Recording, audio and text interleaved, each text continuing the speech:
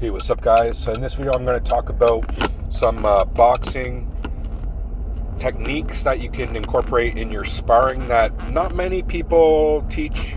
Once in a while you'll hear it, but boxing's one of those sports where it's such a simple game, like there's not much involved, but at the same time it's just a bunch of little things that add up, correct? And there's some tricks and techniques that you can do to give you a little bit more of an advantage in sparring. And sometimes that advantage is what's needed to land those extra punches and to win rounds. It's just as simple as that. And what I'm going to tell you are things that, sure, you might hear the odd person talk about, but it's ones that are uncommon, and they're ones that a lot of beginners who are just getting in the ring don't know about, okay? And so I'll start with one that's very basic, which is every time you throw a punch, you don't need to bring it all the way back. And then what you can do is then throw a second punch right after. And this can be incorporated with feints, but it could be also a double punch, like a double jab, for example, where you throw the first jab and then you don't bring it back all the way, and then you throw a second one. And the first one could be a throwaway one, so it's not even really meant to hit. Or it could be just a feint in itself where it only goes part way, and then the second one comes right afterwards. Because here's the thing, this is all about timing. Boxing, there's a rhythm that's kind of established, and then if you throw that kind of throwaway jab on that rhythm, but then the second one comes like right after, like ta-da, ta-ta type of thing, right? They're gonna go for the block of the first one, but then as soon as they block that first one, then their guard's gonna come down, or they might throw the one themselves, and guess what? That's when that second one that's meant to land hit. Now that can be done not just with jabs, it can be done with even combinations and such, which is throwaway jabs are key, like ones where the first punch is just the decoy for the second one that's coming right afterwards. And the perfect example for this is the 1-2. Like you should be able to throw your one, and then your two is coming at the same time as the one, right? It's not like your one comes all the way back and then you throw your two, if that makes sense. And a good drill you can do with this is up against a punching bag, have a piece of paper that you're pushing against with your jab, and then you should be able to throw that two without the piece of paper dropping. So you just go you're pushing the piece of paper against the bag, not letting gravity take hold. So that way, when you throw that 1-2, it should be pa-pa type of thing, pa-pa. So this is the first one. I know that it was a combination of a multitude of things, but I'll go back to the original point, which is every time you throw a punch, either there's one coming right behind it, or with the same hand, it's like you don't come all the way back and then throw another one. It's partially back and then there. And trust me, you can catch a lot of guys with that one really well. Second of all, I'm going to say that okay, so normally you step forward with your lead foot, and that's what's taught, right? When people start learning footwork, you're in your stance, right? And then you step with your lead foot, and then your back foot follows right behind it, correct? Which is good. That's great. That's what you do a lot of the time. But guess what? You're not going to do that all the time. And this is what even a lot of intermediate boxers, I think, don't even really know, which is if you want to close a good gap, if you want to, there's a gap where your guys are out of range, correct? And say you want to close the gap real easy. What you do is you start with your rear foot forward, and it's kind of hidden, like he's kind of peripheral, paying attention to that lead foot, and every time your lead foot moves, then he might move or might react, but he's not necessarily paying attention to that back foot, where the back foot comes up, and then the rear foot comes up, and that's like a double step, where then when that front foot comes and then you can throw a punch, you've closed the gap a lot more, as opposed to bring your front foot and then your rear foot, and then you're kind of like your feet are kind of together, and then you have to bring your front foot again. It's rear foot, front foot, punch type thing. That makes sense? And especially when they're in a state of off balance or they're out of position and such, and that's a really great way to close the gap, and you're going to land a lot of punches that way. It wasn't until I started incorporating that I started landing punches on my coach when sparring. Once in a while I landed a punch because I was able to close the gap without him being able to react. So that's a very good technique. Third is you got to move, but not. You got to find the balance between moving and not moving. And it's on a scale. There's going to be times where you're going to be moving more, and there's going to be times where you're not moving as much. But guess what? If you're doing nothing but moving, which was a mistake I made, you're going to be, and you're like kind of a beginner intermediate boxer, you're going to gas out a lot. So if you're just moving all the time, it's like, I don't know, it's just not good form. Like, watch a boxing match. They're very methodological in their movements more. Where they're moving, there is always some kind of movement going on, but it's not like they're doing slipping the whole time, you know what I mean? Or like bobbing and weaving nonstop. It's like there's a time to throw and there's a time to move, and you got to find this balance. And this is something that I can't totally teach you because you got to have a feel for it for yourself, okay? But I'll give you some examples.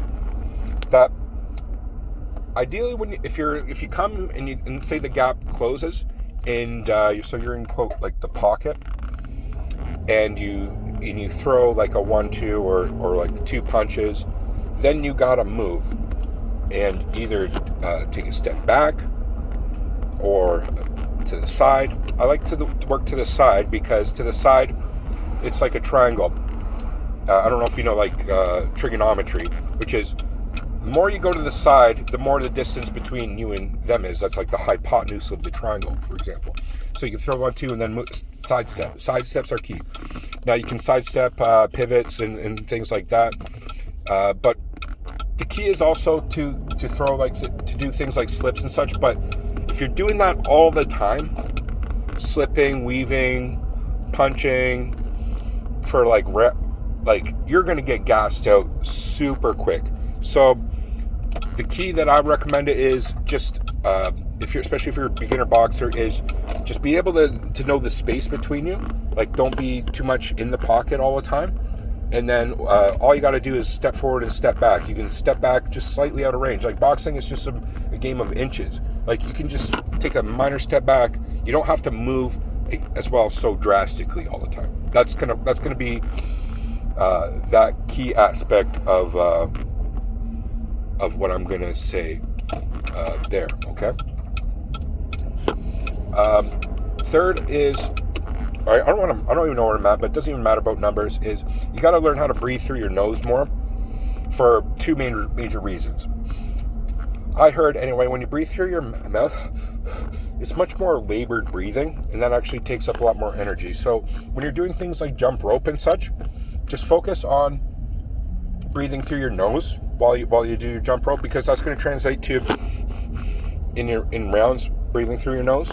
And the other thing is, when you're in rounds breathing through your nose, you can kind of keep your jaw clenched, and that's going to help you absorb punches well, because if your jaw's all loose and such and you get hit by like a hook to the jaw, then that's going to be a lot more knockout potential as opposed to keeping it kind of clenched when you get hit. Okay, this is much more a solid surface, and you're just less likely you're going to get knocked out, but as well stunned or by any means. Okay, so jaw clench, biting down is going to help your jaw have some type of stability, which is going to add to you being able to absorb punches.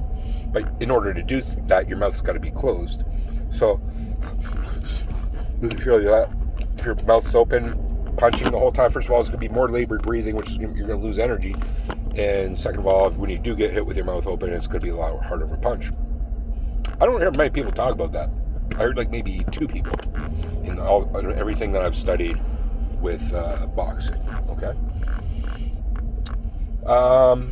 Lastly, I know this is going to be one that a lot of people do know, but I'm going to add a little bit more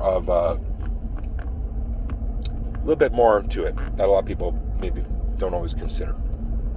So you got to stay loose, right? And especially when you're punching, but as well just through rounds, because tightness equals energy expenditure.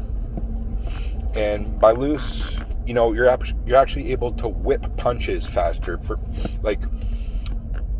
So when you throw like something like a jab, for example, if you're really loose and you just like your shoulders do the work, and then it whips your arm forward, and then your arm turns and then snaps, and then like right at the end turns hard, like that, you're gonna have a lot more snappier punches, correct?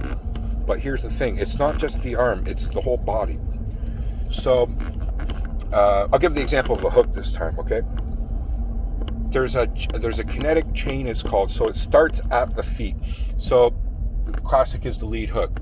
Start with the turning of the foot. Then right afterwards, it's going to be your hip, your ASIS, it's called. I know in anatomy, it's going to turn forward. And next, it's going to be your shoulder. Next is your arm, okay? So instead of like people, I think, get taught that whole motion happens at the same time. Like the same time you turn your foot, you're punching.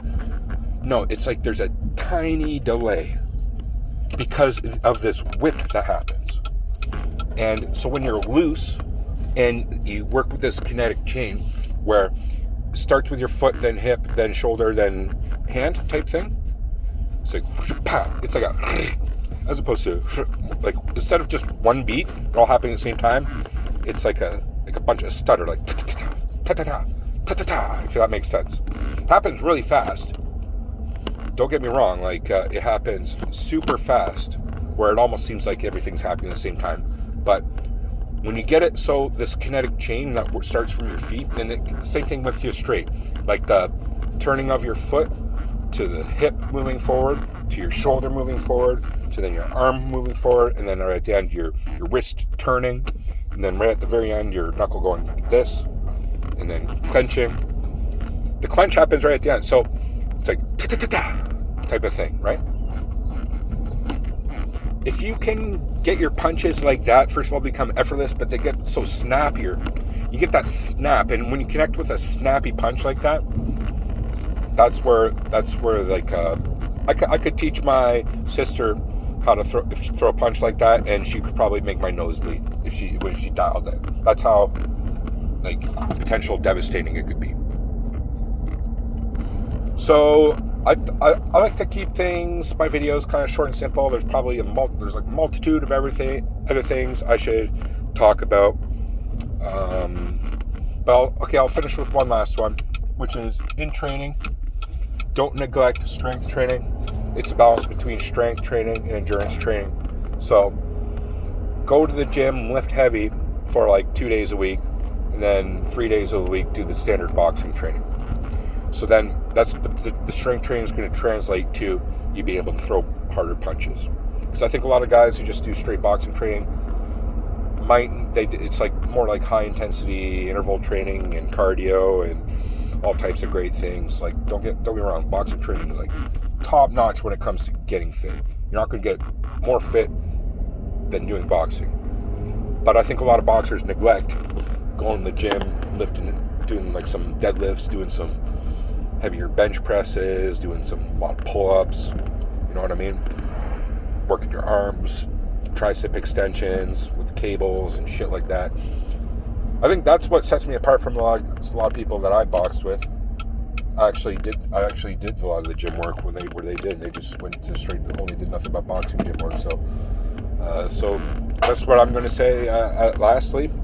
And let me know what you think about this video. If you're somebody who's more advanced than I am, I've only been training for 2 years boxing, so I'm not by no means I'm like a top level boxer. But I've studied it a lot. Like whenever I go into something, I do deep dive, and I watch like videos every day on it. I study actual fights and things. So I'm just incorporating things just relaying things that I learned to you. So tell me if I'm wrong. Tell me if there's things you would add to what I say. I'd love to hear from guys who've been more advanced, who've been boxing for more than I have. All right. So thanks for watching, guys. Let me know in the comments what you think about this video. Peace.